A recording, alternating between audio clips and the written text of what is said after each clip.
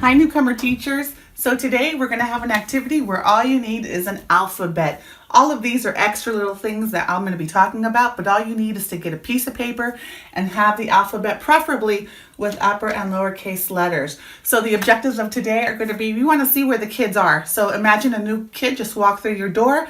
You don't know anything about them or the level of English they may or may not have had in their home countries. So we want to gauge that, right? We also want to know, we want to help them with their alphabet should they need the help.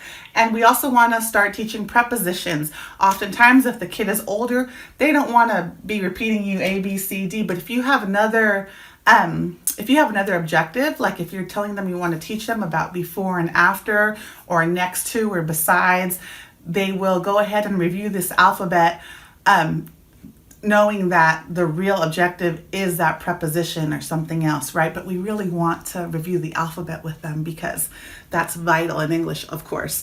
Okay, so anyway, you're going to write the letters.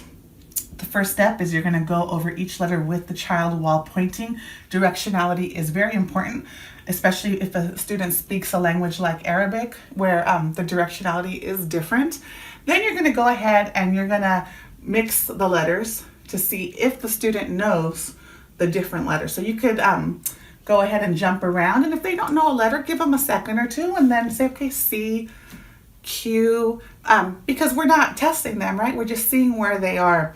Afterwards, you're going to pick a letter. You could pick an object in the room. So I'm going to grab this marker. Okay, marker starts with M.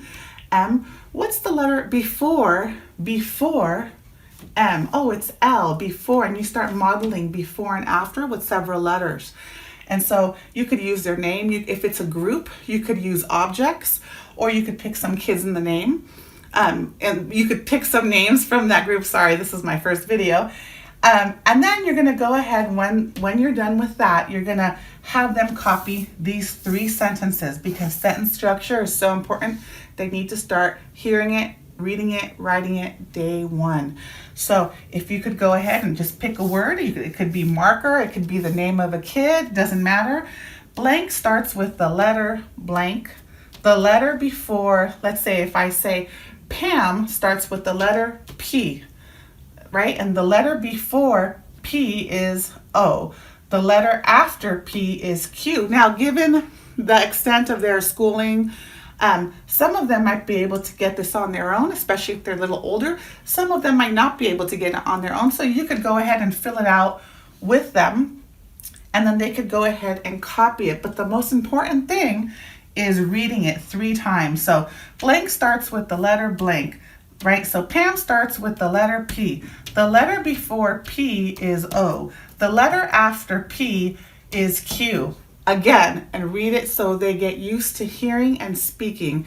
Doesn't matter if they do it perfectly or not. There could be many mistakes. It doesn't matter.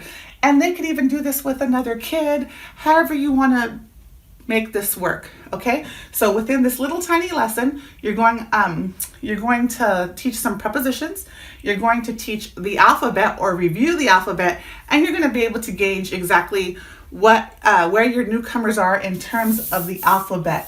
If they are really, really struggling, I like the piece of paper better than on the board, because then you could go ahead and give them that paper and they could trace letters if that's what's needed. Okay, so it's something else to do during their independent time. This can also be written during independent time, and that's it.